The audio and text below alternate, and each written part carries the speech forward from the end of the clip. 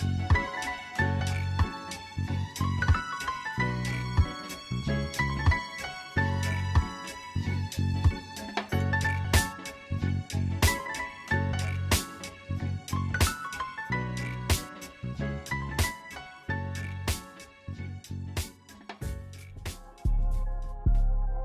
to Royal Rebounds TV with Calvin and Barry.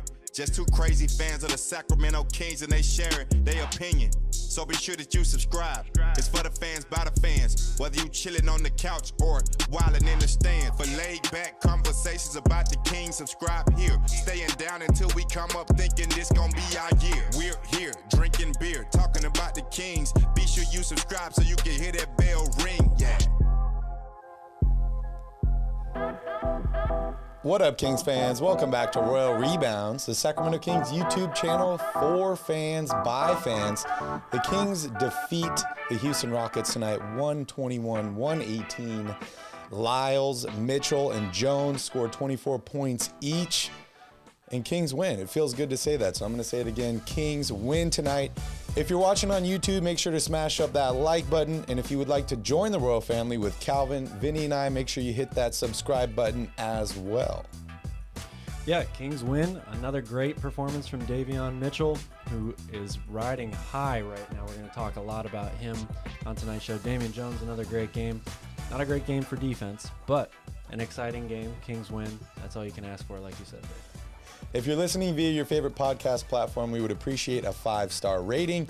And if you would like to be a part of the show, you can always join us live after every single Kings game here on YouTube. We'll be right back with your Kings Nightcap.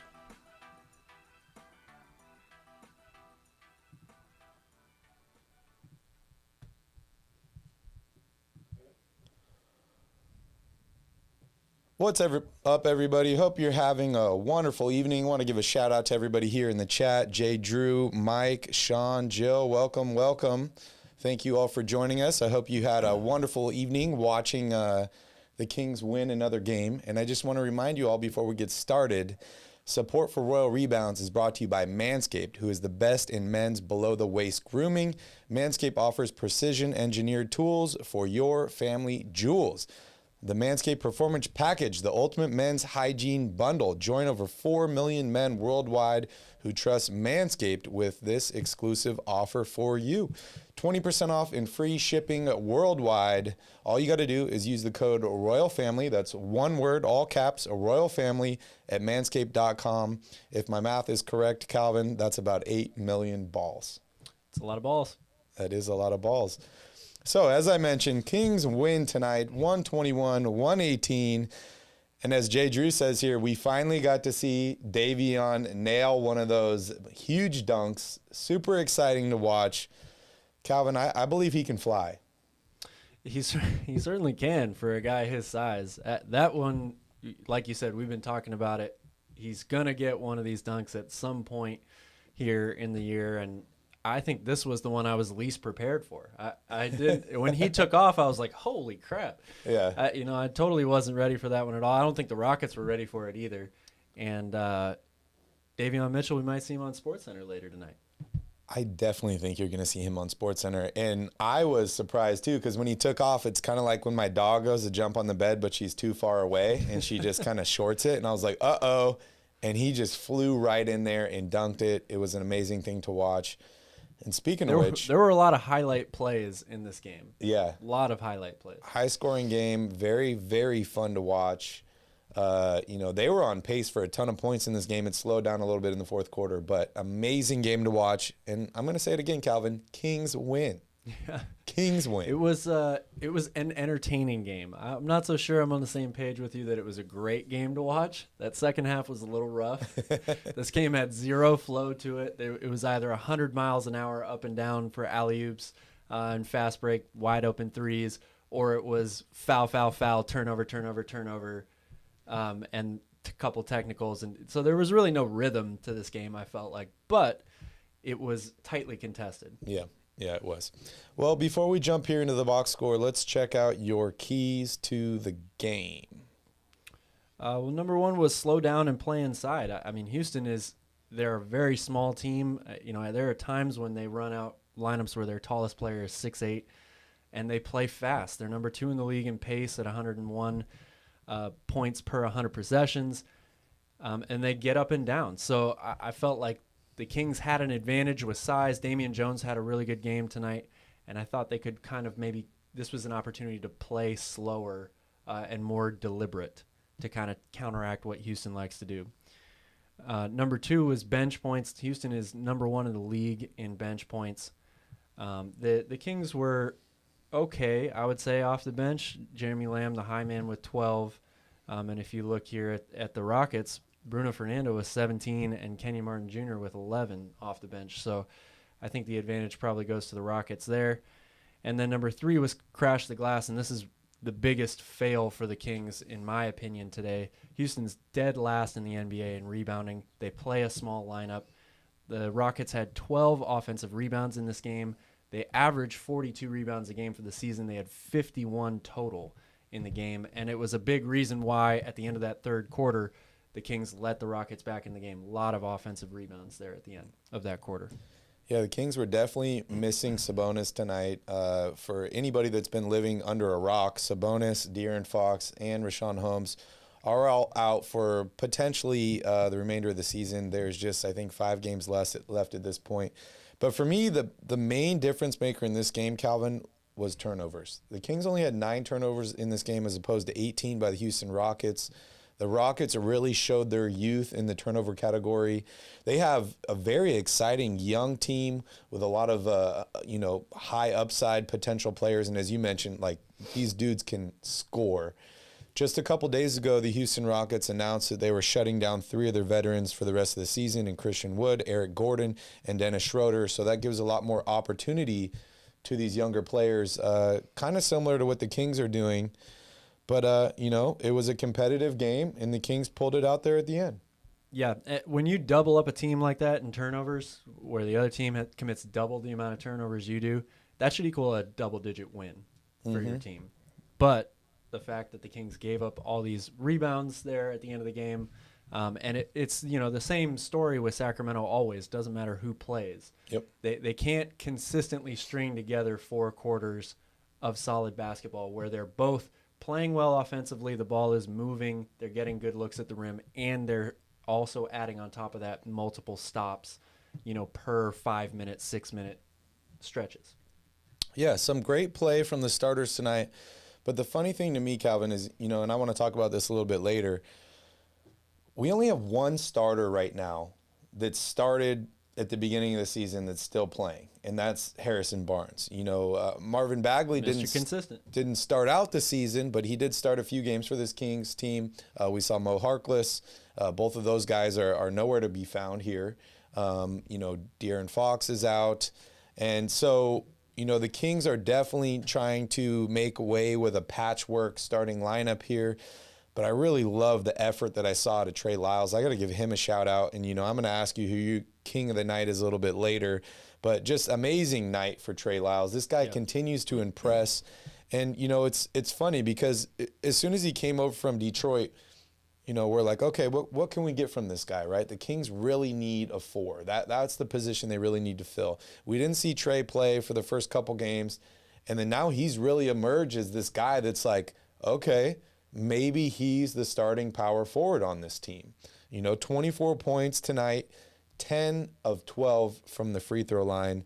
Just a overall great game from Trey Lyles. He just continues to stuff the stat sheet for Sacramento. Absolutely. He's been everything that they've needed at the power forward position. Consistency. He plays both ends of the floor. He's not the greatest defender, but he is a serviceable defender in his own right, even when he's got to be switched out onto smaller players on the perimeter.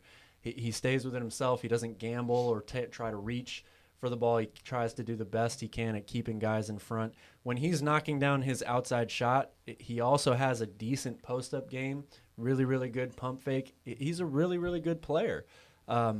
He's already having the best year of his career, or he was in Detroit prior to coming to Sacramento, and now I think he's starting to flourish a little bit more. Him, Damian Jones, and Davion Mitchell right now for me are the only 3 guys outside of the obvious starters, right? Yep. That I'm right now saying I'm committed to keeping for next season. Oh, wow. Trey Lyles, I still think the Kings should reach for a better starting power forward if they can, because he would be an amazing guy to have coming off the bench for them at the 4. However, they're able to go out and really upgrade the shooting guard position in the offseason, then I'm maybe okay with keeping Trey Lyles starting at the 4. It depends on who you get. But Yep. Yeah, I mean, it's good to have options, right? Because it seems like the Kings have had many players, but no real options as far as, like, you know, filling that position. I want to give a shout out to Fred and Brian. Thank you guys for the beer money. It's much appreciated. And if anybody else wants to buy us a beer, you can hit us up in the super chat or super sticker column at the bottom of the chat. All right, Calvin, I'll let you just kind of go here over the box score tonight. You know, starters played great. They did. A lot of guys had really great statistical nights in this game for both teams. You already touched on it. Davion Mitchell, Damian Jones, Trey Lyles, all 24 points apiece. Lyles with a great, complete, all-around game. 10 of 12 at the free throw line, 7 rebounds, 3 assists, 1 steal, 1 block. And Harrison Barnes was his steady self again with 13 points. And then off the bench, we already mentioned Jeremy Lamb, the high man, with 12. And then for the Rockets, it's all about their guards. Kevin Porter Jr., 30 points, 12 assists, 12 rebounds, a triple-double, and Jalen Green with 32 points on 4 of 5 piece from the free throw line for both of those guys. Both teams shot horribly in this game. 26%, 27%, you can call it, from 3 for Sacramento, and 31% from 3 for the Rockets. Neither team shot above 47% for the field for the whole game. So it was a little ugly, but both teams get up a lot of shots, score a lot of points, and don't play a lot of defense. So this game was exactly as advertised. It was. It definitely was. And, you know, Davion Mitchell, another amazing game for him. You know, I think this is his 5th straight game, 20-plus points, 7 assists. He's done great in the starting lineup this year for your Sacramento Kings. And, you know, one of the things that we've been adamant that he needs to work on is free throws, right? Like, his free throw shooting has not been great this year. But, you know, I was watching the broadcast today, and Katie was talking about it. As a starter, Davion Mitchell shooting 75% from the free throw line. And, you know, they kind of went over the numbers, the difference between him as a starter and him as a bench player. It's pretty incredible, Calvin. Like, it really is stunning. Actually. Yeah. We talked about, you know, it doesn't matter how you start, it's how you finish. There's guys that, you know, don't start in this league, but they get 25, 30 minutes a night. It really seems to matter for Davion Mitchell starting, or at least in this small sample size. He's playing so much better as a starter. And I want to talk a little bit more about him. But before we do that, I got to give another shout out to Dante Divincenzo. That steal there at the end of the game, or that forced turnover at the end of the game was huge. Big. Dude just continues to just try hard all over the court. It doesn't matter what the score is or what's going on. He just gives it his best. And 2 for 4 from three-point range. So, you know, he's hitting that three-point shot much, much better. And second in the team in rebounds tonight as well for him. Yeah, we already know, or we've talked a lot about how great of a rebounder he is for a guard. He's just a really solid player, a guy that you'd like to have on your team. You know, I wasn't really thrilled with the 3 turnovers today. He is not very sound in terms of playmaking and ball handling, in my opinion. He's got to take another step or two in those areas for next year. Yep. But that being said, you know, he's still kind of coming into his own on this team. He's expected to have a bigger role, or maybe the biggest role that he's had as a pro with Sacramento. So, you know, there's a lot to like about him, obviously. I want to give a shout out to Tanvir and to Ray. Ray has a good comment here. I want to hear your thoughts, Calvin. Only logical reason to start Holiday over Divincenzo is to keep Divincenzo's market value down. I mean, you and I talked about the reason they're probably starting Holiday is because he played with Sabonis. Now Sabonis isn't playing, so chemistry shouldn't really matter at this point. Yeah. I think there's a lot of truth to that. I also am going to go out on a limb and say if Divincenzo was starting, he just isn't playing well enough, or hasn't played well enough for me right now to say that in these last 10 games his market value was going to skyrocket the way we maybe are seeing Davion Mitchell do. I don't think that he would have really done much in those in that aspect, or played to the level where he really would have exploded his market value. But I do think that there's truth to that. There is no reason at this point to not start him. Yeah, I agree, 100%. He's got to start, or De'Aaron Fox has to come back, and they got to start Davion Mitchell and De'Aaron Fox, which, we're going to talk about that here a little bit later, but I don't see a reason in any of these guys actually returning, and that's Fox. We already heard Holmes is out, Sabonis. We did see Alex Len for only 4 minutes tonight, but, now is the time to let these younger guys play. Let them run, see what you can get out of them. We saw Josh Jackson on the court tonight. Yep. He had a great play, I think, in the third quarter of this game. But, Calvin, so king of the game. I got to go Davion Mitchell. As great as Damian Jones and Trey Lyles played, you could give it to any of those three guys. I got another stat for you on Davion Mitchell. Okay. Since 2000, the 2000-2001 season, only 2 players in their rookie seasons have scored 20 or more points and dished out 7 or more assists in 5 straight games. Trae Young and Davion Mitchell. Wow. He's the king of the night.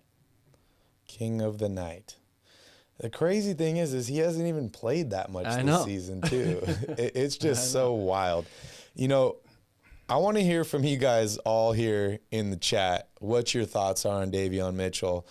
And, don't at me here because I'm not suggesting this, but I just want to know if Davion's recent play gives you second guesses about keeping De'Aaron Fox or potentially moving De'Aaron Fox, because, we all agree that the goal is to make this team a better team. If you look, while you're going into the offseason, if you look at your roster and you say, okay, what are my most valuable trade chips? I got to think De'Aaron Fox and Davion Mitchell are towards the top of that list, especially considering how well Davion's been playing lately. Yeah, no, I have to agree with you.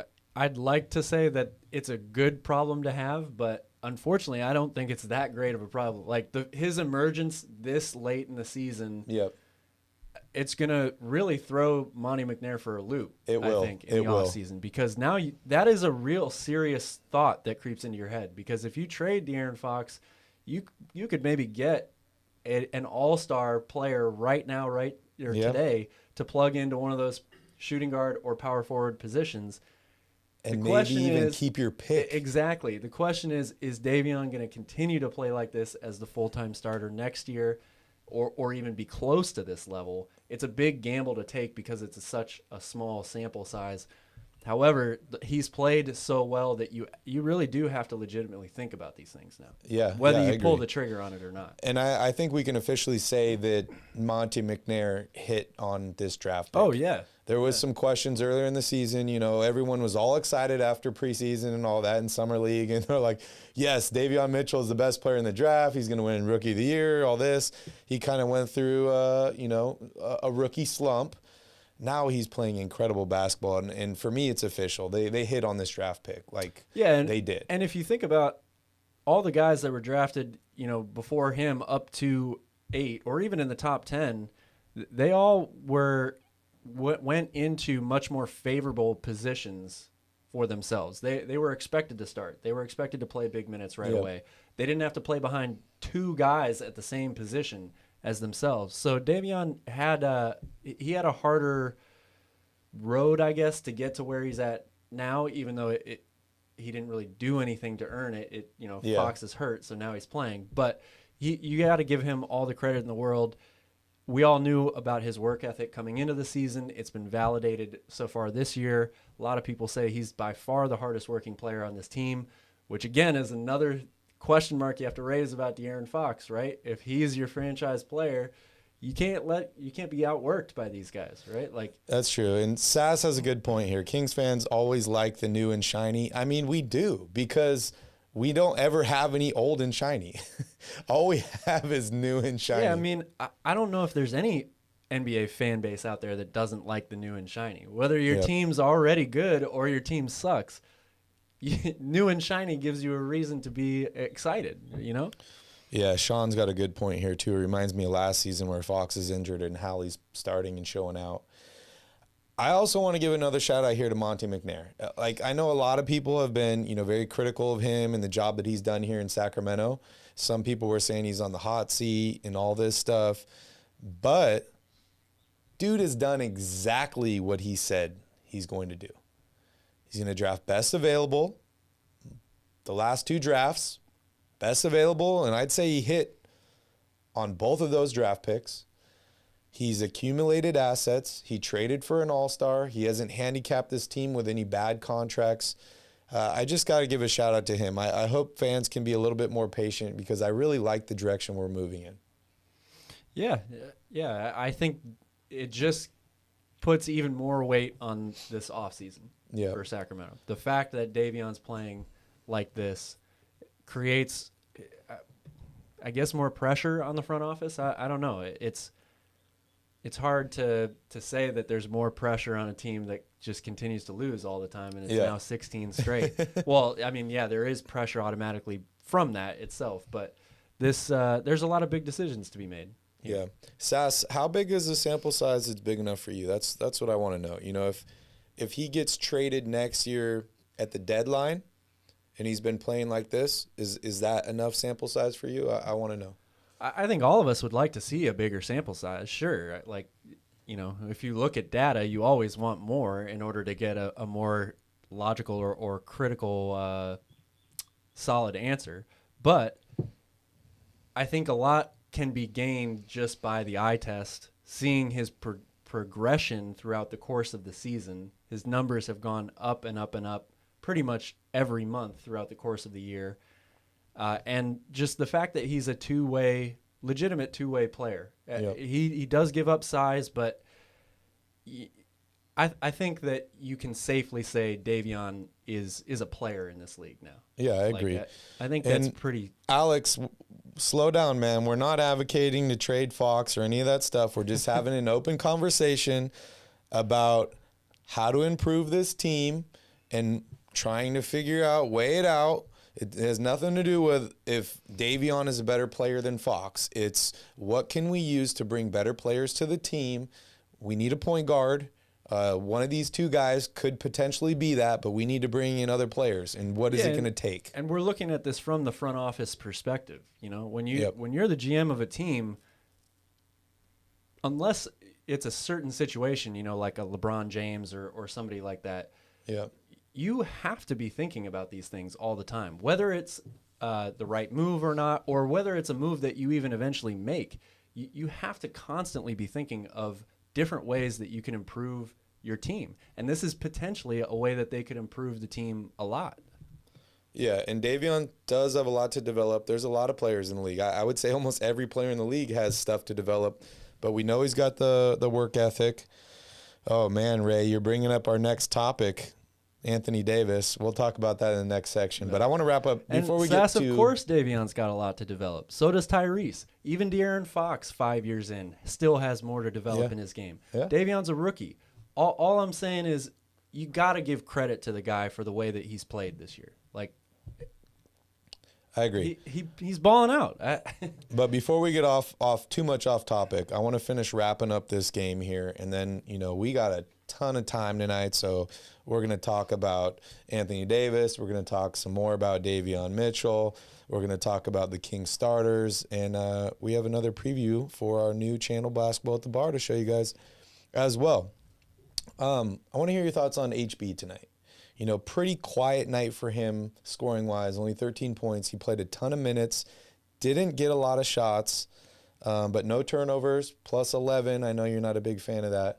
But I just want to hear your thoughts on HB's game tonight. Yeah, I mean, I thought he was solid overall. Like, I'm never really that disappointed in Harrison. When he plays well, it's more of a product of how the team as a whole is playing, I think. And I'm talking about offensively specifically. He is the type of player that you can give him the ball in the mid to high post and say, just go get a bucket or try to get to the free throw line. But he's best used as an off-ball cutter or a guy that's going to be open for 3, the recipient of a nice pass. And the only way that stuff happens is with good ball movement in your sets, in your offensive sets.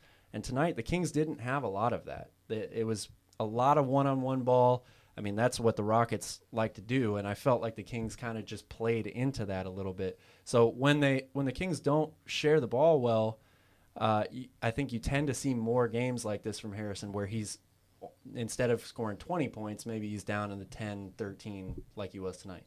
Yeah. Do you think they're going to sit him or rest him through the rest of the season at one point here? I mean, there's only 5 games left. He's one of the oldest players on this team. Is there a reason for him to be out there at this point? I don't know. That's always a tough one for me. People like to say that you should be resting these guys so that they don't get hurt, which there's truth to that. But my problem with that logic is an injury could happen at any time. These guys get paid to play. If they want to play, let them play. Like, I don't see, they're professionals. They're supposed to be out there. I'm not sitting here saying that De'Aaron Fox and Sabonis should be playing, but Harrison's healthy. If he wants to play, let him play. Yeah. I don't see any problem with it. And the Kings still don't have many wing players, right? So, like, even if he were to be out, it's not like they have an up-and-coming, young, budding small forward to slide in there. Exactly. They don't have a ton of wings in waiting right now, that's one of the positions that they really need to kind of fill out. So the Blazers just lost. They're now ahead of the Kings in the draft lottery. I mean, what does that really mean? Well, they're 1 percentage point ahead. The stuff is still fluctuating, and just because you're there with the 5th or the 6th spot doesn't mean you're going to end up with that. It's all about how the ping pong balls roll. It really is. Yeah. All right, last guy I want to talk about as far as this game goes, Damian Jones. This guy just keeps surprising me more and more and more. It was only just a few months ago, Calvin, where you and I were already I love what I've seen from this guy, and it's been very limited what we saw at that point, but we just thought there was way more potential out there than what we were actually getting on the court. He seems to be getting better and better. 24 points again tonight, tied with Lyles and Mitchell. 9 rebounds, 5 assists, 4 huge blocks for him. He stayed out of foul trouble, 9 of 13 from the field. This guy just keeps getting better and better. I agree. He's, in my opinion, he's now surpassed Richaun Holmes. I think he's a better player than Richaun. Wow, really? He has, again, when you look at, I know people are going to go crazy here. I'm not talking about longevity, statistics, all that stuff. There's more to prove, just like Davion, all that stuff. Mm-hmm. But if you just look at their what they can do on the basketball court, Damian Jones can do more than Richaun Holmes can do.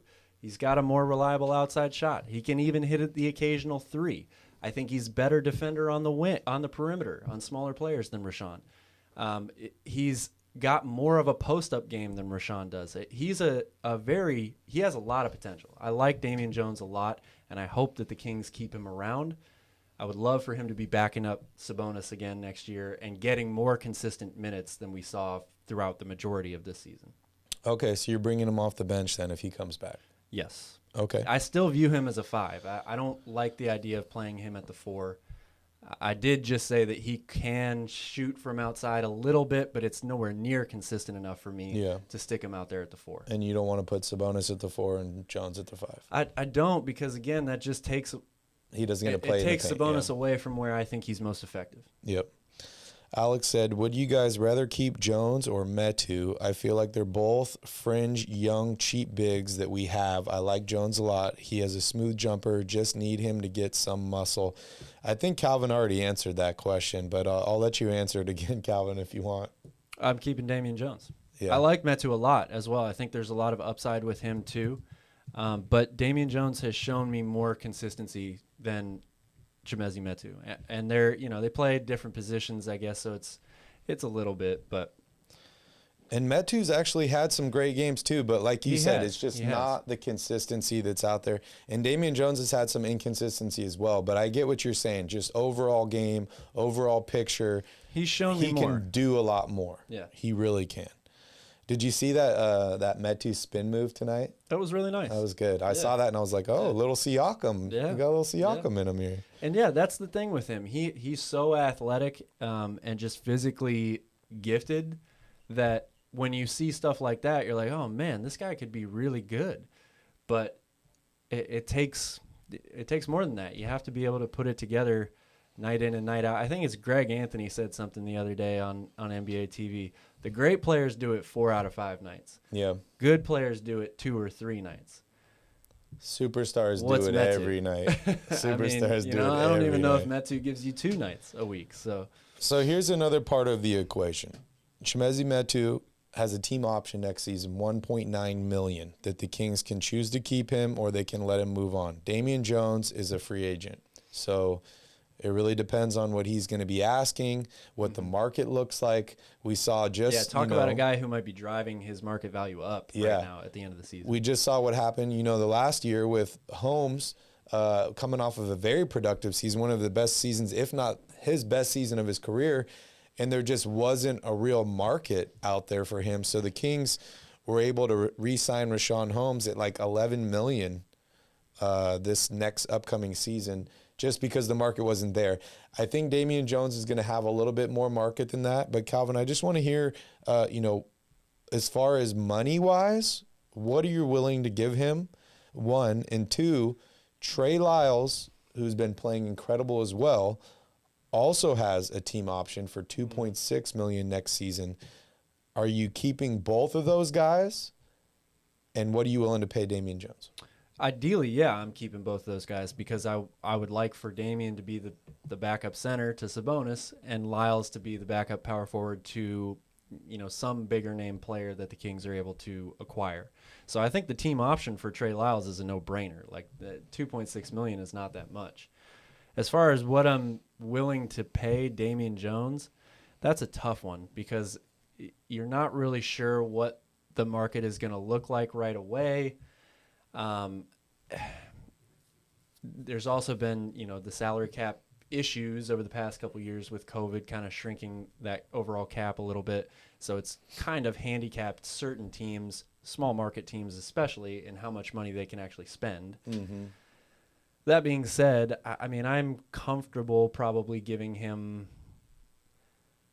somewhere in a range of 11 to 13 million a year. Oh, wow. Okay. I think that's probably not too far off from what he could get anyway. Okay. I was thinking more 5 to 7, but then I started rethinking that, and I'm like, okay, if you think he's got a higher upside than Richaun Holmes, then he should be paid at least as well, if not better, than Richaun Holmes. I would like to keep him under that, 8, 9, we 10 million would be great, would, right? Yeah. But again, I think you always, especially when you look at the free agent market, you kind of have to plan or give yourself a little extra cushion to say, okay, this is a little more than what I really want to spend, but it might actually cost this much to keep this guy. So we have to budget out accordingly. Yeah. What's up, Gothan? Good to see you here. We're just discussing another great night by Damian Jones and what it's going to cost to potentially keep him in the offseason because he is a free agent. Yeah, I'm mixed on it because of the fact that Richaun has a much greater sample size that we were just talking about earlier, which I think led to that contract for him. I don't think Damian Jones will get quite as much just based on that. But I totally agree with you 100%. Bigger upside, can do more on the basketball court. He just needs to show more, and he needs to be a little bit more consistent about it. Gothan is mixed as well. I could be Priest, wrong. what up, Priest? Maybe the Kings get lucky and they're able to sign him for $8 million a year. Yeah. I don't know. But the way it seems to go with the NBA these days, especially guys that you haven't seen a lot of yet, but you've seen a little bit that you really like and you think there's a lot of potential there. In general, I feel like NBA teams overpay for those guys. Yeah. But not necessarily because they want to, but because other teams are all in on it and it drives the price up. Especially teams like Sacramento. Well, guys, I'm going to be on Locked On Kings tomorrow with Matt George, so make sure you tune into that, and I will ask Matt what he thinks it will take, and I will report back to you guys on Friday on what we think it will take to bring back Damian Jones, because I really like the dude a lot, man. He's, the numbers if you just look at the season numbers, 7 points a game, 4 rebounds, 1 assist. He's 26 already. But I feel like these bigger guys take a little bit longer to develop. We saw it happen with Hassan Whiteside, generally speaking, in Miami and some of these other guys. But I also want to leave it out here that Damian Jones is not my top priority.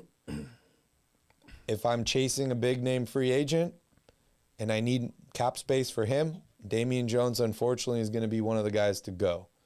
But I do really like him, and I would prefer to keep him next season. I really would. With the Spurs and Blazers losing tonight and the Lakers looking bad, the Kings could somehow make the play-in. Oh, man. There's that banned word again. The play-in. We all would love to make the play-in.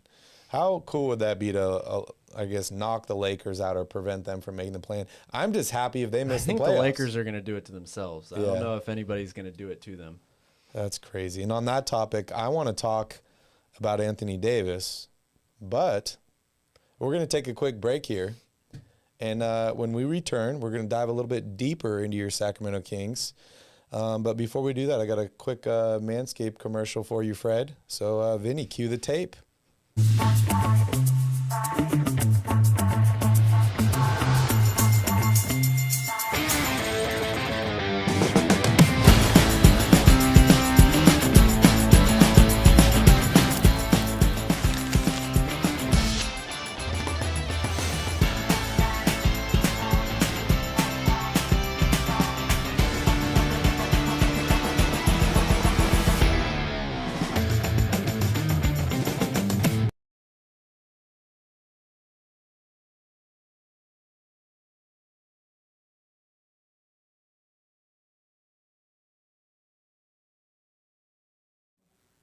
Welcome back, everybody. Just want to remind you all that support for Royal Rebounds is brought to you by Manscaped, who is the best in men's below-the-waist grooming. Manscaped offers precision-engineered tools for your family jewels. Manscaped's Performance Package, the ultimate men's hygiene bundle. Join over 4 million men worldwide who trust Manscaped with this exclusive offer for you. 20% off and free worldwide shipping with the code ROYALFAMILY. That's all capitals, one word, Royal Family, at manscaped.com. If my math is correct, that's about 8 million balls. And who knows, you guys might get a cool Manscaped t-shirt like this as well. It's Barry's favorite shirt, by the way. It is my new favorite shirt. It's just so comfortable. Gothan is driving home from Tahoe and not drinking tonight. Well, good for you, buddy. Good for you. It's always good to take a break. I'm taking a break. All right, so before we dive a little bit deeper into the show here, guys, I have another surprise for you. Some of you might know already, but if you do not, Calvin and I are starting a second YouTube channel called Basketball at the Bar. It's a cool theme. Each show is going to be about between an hour and 2 hours. We're going to do one show every single day, Monday through Friday, through the entirety of the playoffs. We're going to see how it goes, and if it picks up, we're going to continue with that channel. Don't worry, Royal Rebounds is not going anywhere. We're going to continue to do Royal Rebounds, so make sure you guys stick with us. But if you're interested in all NBA content where we talk about every single team in the league, make sure you guys subscribe. Vinny's going to show you here a quick little video. Yeah. Ball so hard, you better believe me, it's scary. It's basketball at the bar with Calvin and Barry. So put a tip in the jar, cause these dudes can really fill it up. Whether it's buckets you need or just a beer in a cup. We're here for fresh conversations and some delicious libations. Subscribe to the channel and turn on the notifications. My boys got you covered like you being guarded by payers. From the glove to the claw and everyone that's in between. Calvin and Barry got everything that you need. For sure. So sit back, relax, because we're starting the show. It's basketball at the bar. Grab your drinks and let's go. Yeah. Grab a drink and let's go. Subscribe to the channel and turn on the notification. Calvin and Barry. Subscribe to the channel and turn on the notification. Let's get it. Subscribe to the channel and turn on your notifications. Grab your drinks and let's go. And this is what it's going to look like. We got the trophy over there. We got our ball. We got our tip jar. It's going to be a lot of fun. We're going to finish up the show with this background because I like it a lot. But yeah, make sure you guys click on that link in the chat. It's also in the description. Go subscribe to that channel. And we're going to have a lot of fun during the playoffs. So make sure you guys tune in for that. All right, Calvin, a couple questions here I see in the chat. First off, what type of playing style should the Kings try? I don't know if you can answer that question right now just because, the Kings are going to hire a new head coach this offseason. They're also expected to make some more significant roster changes, try to bring in a big-name player, at least one. So until those things happen, I don't know that you can sit down right now and say this is what style or what system they should play. I think you have to wait to go through the interview processes with the coaches. They'll give you their, ideas and expectations of this is what I would run with this team, all that stuff. Then you got to go through free agency, and then you get to training camp and you see what you really have, and you have to decide what your style is going to be from there. Obviously, having a player like De'Aaron Fox on your team means that you are you have an advantage in that you have this guy who is the fastest, one of the fastest, if not the fastest player in the league. So you would think that you should try to play an up-tempo style of offense. But who knows? Depending on the coach that they get and the other players on the team, maybe that isn't the best style for them to run. So it's to be determined, I would say, at this point. Yeah, it's funny. I've been watching that new HBO series Winning Time. I don't know if you've seen it yet. It's the Lakers Dynasty. I watched like one or two of those episodes like a month ago, and then I kind of forgot about it. We got busy in all of our shenanigans and all that stuff. I was able to catch up last night, and I watched like 3 episodes. And right now that's what they're arguing about is style of play for this Showtime Lakers team and what to do with Magic Johnson and some of these other guys. For me, it really depends on a coach. And I don't want to ruin it for you guys, but they're in the same situation as the Kings right now. They're trying to find their head coach. And, many of you already know who that becomes for them. He's in Miami right now. But the Kings need to find a coach, and they need to start there and go from that.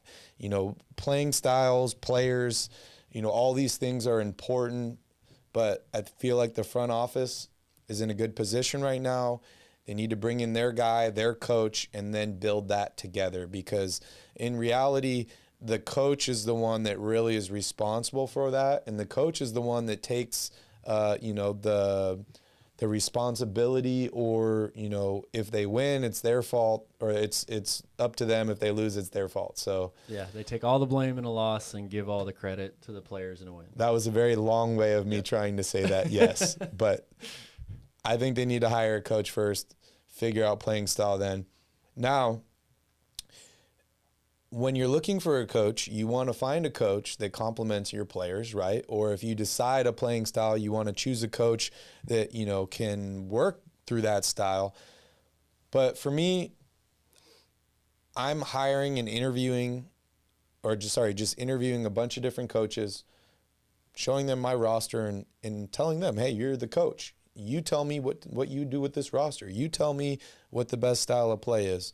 And, the front office needs to get together. They need to work and talk about all that stuff, and they need to make a decision. Yeah. I think that's the best way to move forward.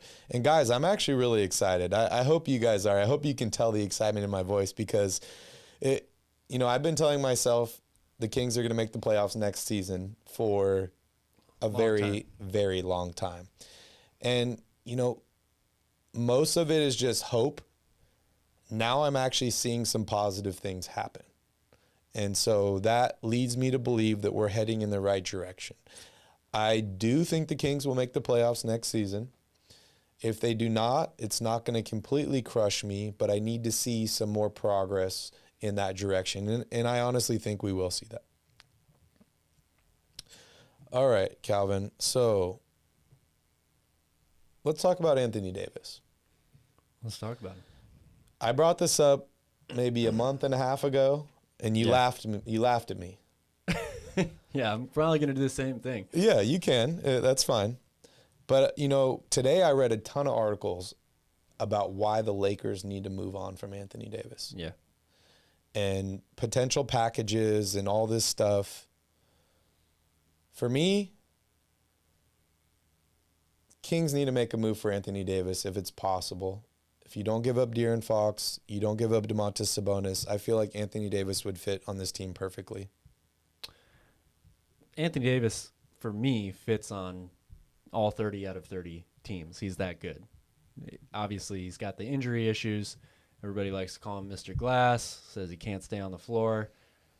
If that guy can give me 55 games a year and be healthy for the playoffs, sign me up. I will take that any day of the week. I still don't see it totally realistic that the Kings are able to put together a deal for him that doesn't include Sabonis or Fox. Mm-hmm. I don't really know what the Lakers would be looking for outside of those guys.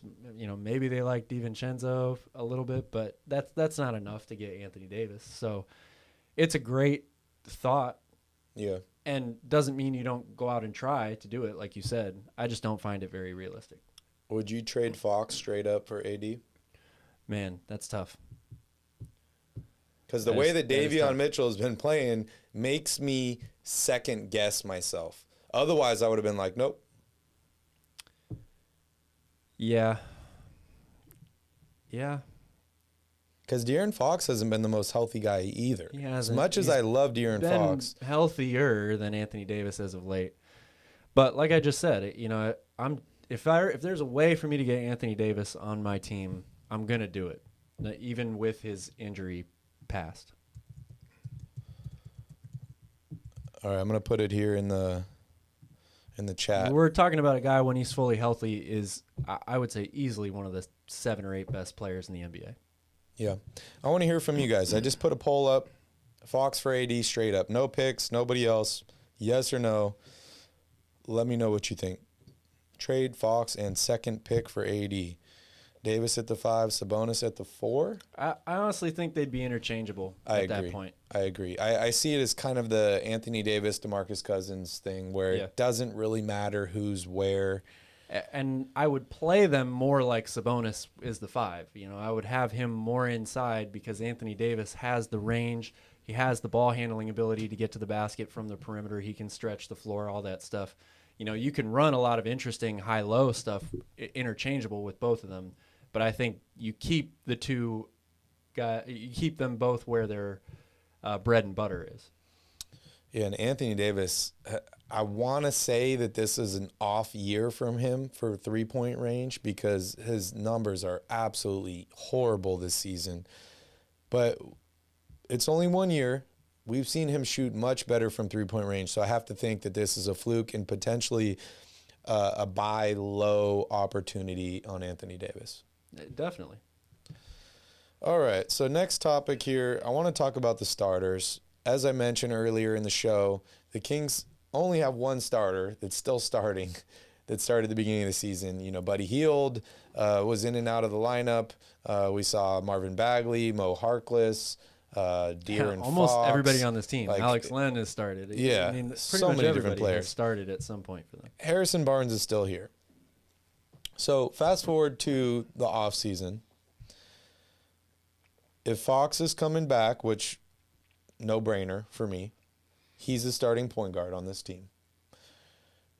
If Harrison Barnes is coming back, starting small forward. Sabonis is back, starting center. That leaves our two favorite positions, Calvin. Yep. Shooting guard, power forward. I've advocated for Divincenzo to start.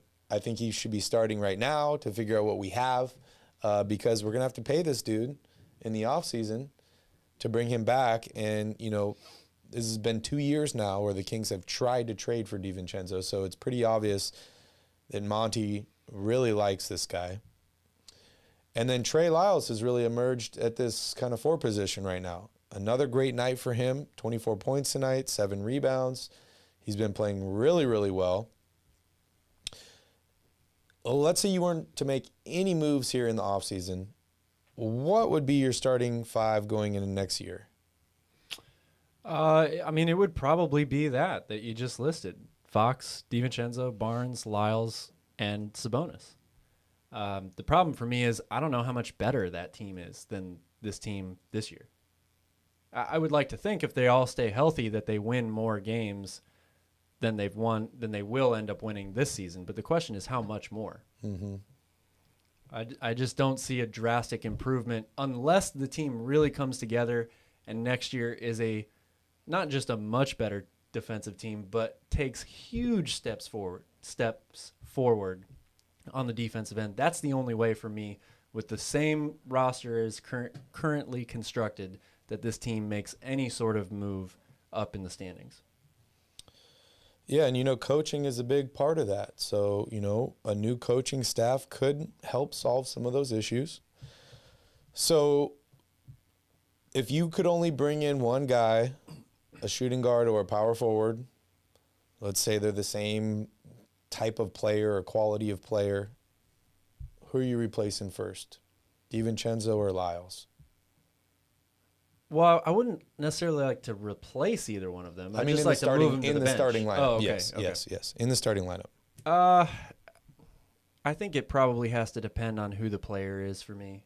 I mean, if it's Bradley Beal or Donovan Mitchell, yeah, go with that. Or if it's Anthony Davis, like it just kind of depends on, I guess, who the player is. Bradley Beal, Anthony Davis. Which one am I taking out of those two? Yeah. That's very tough. Probably Bradley Beal. Okay. I think. I'm not 100% sure on that, but I'm probably going to go with him. I'm a broken record, but bring me Levine. LOL. Try to trade for Mitchell, then try to trade for Gobert. We need perimeter defense. Good luck, man. I know Zach LaVine would be great to add to this team, but good luck signing him. I mean, if the Bulls don't offer him a max contract next year, somebody else will, and he's probably going to pick them over Sacramento. You never know, man. You never know. True, you never know, but sometimes you have a pretty good feeling. Yeah. Like some of these guys, they just have connections, So, we saw the whole Gordon Hayward to Boston thing, right? Yeah. Because his college coach was that Brad Stevens? Yep. Became the head coach of the Boston Celtics. He chose Boston, who was kind of rebuilding at that point or trying to get better, over a very, very competitive Utah team. So players do that. It really depends on who this team brings in as far as coaching staff and all that goes. We saw, who was it tonight? Kevin Porter Jr. talking with Doug Christie. Yep. Because they're from the same area. So there's connections. The same high school. Yeah, there's connections there. Rico Hines, if he stays with the Kings, he's been a big fan of a bunch of the guys around the league. So, I mean, that the NBA, just like life, it's all about connections and networking and all that stuff. And it's very much that way in the NBA. Yeah. So we'll see. We'll see what happens. And, guys like Davion Mitchell playing well is good for Sacramento. Whether you're on the tank train or not, guys playing well in a Sacramento uniform, Sacramento getting in the top 10 plays, people talking about Sacramento, it's all good for bringing guys here. And if you want to change the culture, you got to change the perception first. There you go, Alex. You're using LA as a recruiting tactic to come to Sacramento. I like that. Maybe Vegas instead of LA. I don't know. It's about the same-ish flight, a little bit longer, 30 minutes or so. Yeah, no one wants to go to San Francisco anymore, huh? Yep. That's funny. All right. Any other burning topics that you want to talk about, Calvin, here? I mean, we got 5 games left. Yeah. Houston to finish up the road trip, then 2 games at home against Golden State and New Orleans, who New Orleans has actually been playing really, really well. I think they're probably going to gobble up that playoff spot. And then the Clippers, they just got Paul George back. He had an amazing game last night. That was a lot of fun to watch. Yep. And then we got Phoenix, and I think they're playing Golden State right now. I'm not sure exactly what the score of that game is. It was very close a second ago. I think it was tied 96 all the last I saw. Suns win 107-103. Wow.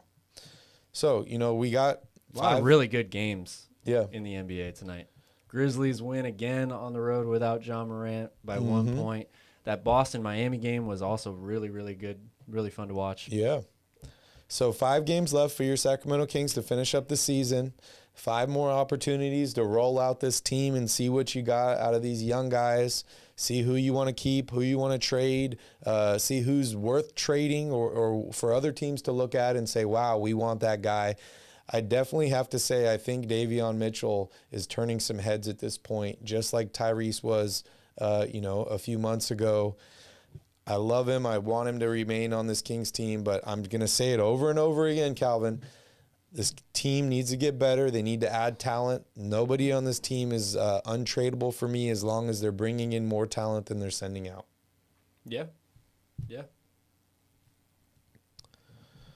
After this game, Davion needs to work on getting double teamed. I'm assuming you mean adjusting his play to the fact that he's getting double teamed more now that he's starting to become kind of a breakout player. And I agree with you. It's just another adjustment that he'll have to make. He'll make it. I'm not worried about that. Gothan said Kings are making the play, and you heard it here first. Man, they'd really be backing their way into that. That would be quite the event. But it's possible. It is. I mean, they were known as the comeback Kings, right? So they've done it before. So here's the question. If the Kings make the play-in, do you play Fox and Sabonis? You have to, right? I mean, you have to. So Spurs lose tonight. Blazers lose tonight. The Lakers are back in the playoff or play-in position number 10 now. They are 3 wins ahead of Sacramento, but the Kings are 5 losses ahead. So the Lakers would pretty much have to lose, and the Spurs would pretty much have to lose every single one of their games through the rest of the season, and the Kings would have to win at least 4 games because they do not have the tiebreaker. A tall order, but not impossible. You're saying there's a chance.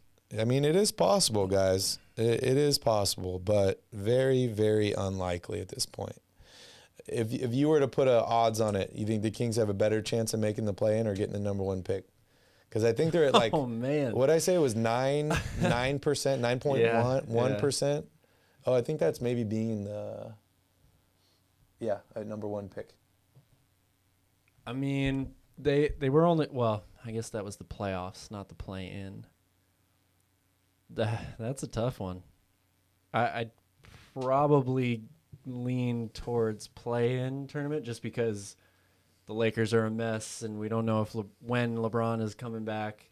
The Blazers seem to be in full-on tank mode, and I guess it's going to come down to the schedule for the last 5 games. Yeah, because the Spurs are definitely going for it. So that's the team to me that is going to be just like last year. It was San Antonio and Sacramento right down to the wire for that final spot. That's true. And I think that's going to be the case this year as well. That's true. What's up, Key Kings? Good to see you here. I hope you like the new layout. We are testing out some stuff. We are launching a second all-NBA channel starting April 11th. Check out the chat. I got it pinned up there. We would appreciate if you guys would all go and subscribe to that channel. We just love talking about basketball so much. If the Kings don't make the playoffs, we can't stop now. Can't stop, won't stop. Can't stop, won't stop. Yeah, so as far as these next few games, I really do think that a lot of these games are winnable. I mean, what did I say? They need to win 4 games. So Houston, that's 1. Golden State, we don't know what's happening with them. I saw someone in the chat mention that Klay Thompson's making a lot of dumb mistakes recently. Dude hasn't played in 2 years. Yeah, I mean, I saw him today briefly watching that game, and he just looked confused or like, what's going on? Why did that happen? Or he's arguing with somebody. Still a wonderful player. I don't know if I'm going to take the Kings in that game, but it's possible, and it is at home, which for Sacramento means nothing at this point. You have New Orleans, who has been playing absolutely incredible, but the Kings almost beat them this year as well. And then you have the Clippers and the Suns, which for me... That sounds like 4 losses to me. I'm sorry, but... yeah, this is going to come down to like who locked their position, and they're happy to rest their guys. The Clippers, they're not making it to the 7th seed. They're not dropping below 9. So no, but you got to think Paul George is going to be playing. He's going to want to get some minutes. He's been out for so long. Yep. He's got to get some reps back in. But as we've seen over the course of the year, it doesn't matter if the other team's best players are out. It's still a tough game for the Kings. So That's true. Those are 4 legit teams. I would be, if they win 3 out of those 4 games, I will be greatly enthused and surprised. Warriors are still jockeying for position here. You know, it looks like the Pelicans are pretty safe. And then the Suns, they have the best record. So I don't see any point in them, you know, putting out their full lineup in the last game of the season. But it is possible. I think if the Kings are going to make the play-in, they got to work for it. And if they make it, if they win all these games, they deserve it, in my opinion. Oh, sure. Of course they do.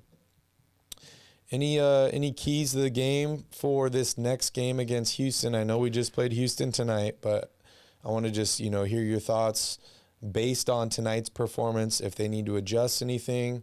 You know, they doubled up the Rockets in turnovers, and you mentioned they should win by double digits.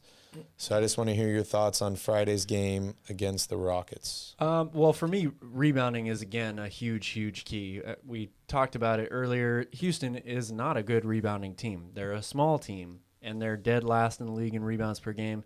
You can't allow them to get 50 rebounds and critical offensive board time and time again to keep possessions going. You have to find a way to get those boards and close them out there. And then number 2, I would just say they've got to – Kevin Porter Jr. and Jalen Green are really all this team has right now. If they're not going to play any of these other guys, Christian Wood and Schroeder and all these people, that's it. Those are the guys that are going to be taking all the shots. I want to see Davion guard Kevin Porter Jr. more. They had him on Jalen Green a lot tonight, which that's not necessarily a bad thing, but Kevin Porter Jr. is more the engine that makes this team go, I think. Yep. He's more of the playmaker, really good rebounder. I'd like Davion to guard him for the majority of the game. And they just got to be better at closing out on the three-point line, especially when it's one of those 2 guys putting up a shot. Yeah, I agree. Well, you guys heard it here first. You got a prediction on the game? I'm going to say the Kings win this one again. Okay. I think it's going to be another close game. I like it. I think these teams are, as bad as it sounds, evenly matched. Yeah. They're both not very good teams that have their best players, or a lot of their best players, done for the year, aren't going to be playing. It's all about the young guys. It's an up-and-down game. So I think it'll be another high-scoring game, another pretty close game, but I'll say the Kings are able to squeak this one out again. I love it, Calvin. I love to hear when you predict a Kings victory. I don't have many other victories to predict. Yeah, so you don't do it very I'll take often. one here for this game. All right, everyone. We want to thank you all for joining us on another Royal Rebounds podcast live with Calvin and Barry. I'm going to say it one more time. Kings win tonight, 121-118 over the Houston Rockets. Make sure you guys smash up that like button. Make sure you hit that subscribe button. If you guys are interested in NBA playoff coverage, make sure you hit that link in the chat and subscribe to Basketball at the Bar. We appreciate you all for joining us. And no Royal Report on Friday, but we will see you guys all for post-game to hopefully celebrate Calvin's prediction. So have a good night, guys. Thank you so much for watching. In the meantime, go Kings.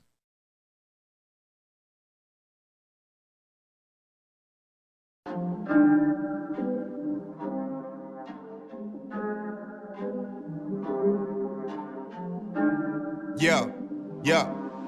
Ball so hard, you better believe me, it's scary. It's basketball at the bar with Calvin and Barry. So put a tip in the jar, cause these dudes can really fill it up. Whether it's buckets you need or just a beer in a cup. We're here for fresh conversations and some delicious libations. Subscribe to the channel and turn on the notifications. My boys got you covered like you being guarded by Peyton. From the glove to the claw and everyone else in between. Calvin and Barry got everything that you need. So sit back, relax, because we're starting the show. It's basketball at the bar. Grab your drinks and let's go. Yeah. Grab a drink and let's go. Subscribe to the channel and turn on the notifications. Calvin and Barry. Subscribe to the channel and turn on the notifications.